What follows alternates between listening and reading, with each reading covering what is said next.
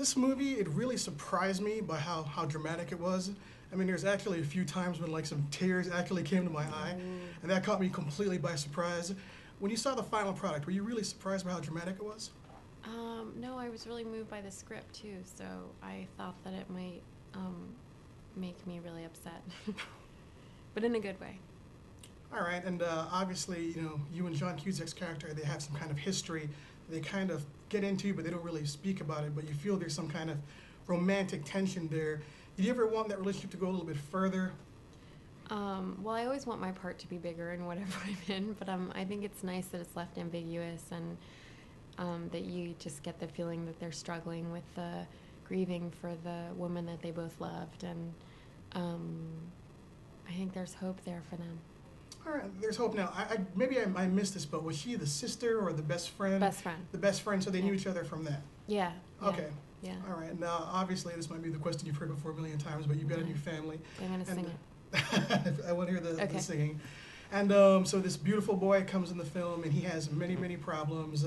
How do you think that you would handle maybe a child that is so disturbed or so out there that you really have to give him like extra level of love? Well, I hope that I would be able to handle it, and I think it's really, really, really hard. But I think that there's something about almost like traveling to an exotic country. Like you just have to kind of get through the hardships and kind of be more humbled by it and just filled with wonderment about it, instead of trying to change it all the time or trying to make it better. I feel like you just have to look for the beauty in it, whatever it is, even if it's hard. You know what I mean? I get what you're saying. I mean, I think the thing that I got from this film is that John's character struggles to relate to this boy, but there is love there, and they do kind of find a bond. And I know that there's a lot of kids out there that who don't get that chance. They don't get adopted. So, Right. were you interested in the script just because if you have a single man who's going out there and taking that extra step in his life to share his love and share his home? Yes, of course. I mean, I think he's an incredibly, he's like a wonderful character, and not perfect, but he struggles a lot with the decision. But I did love the message of the movie.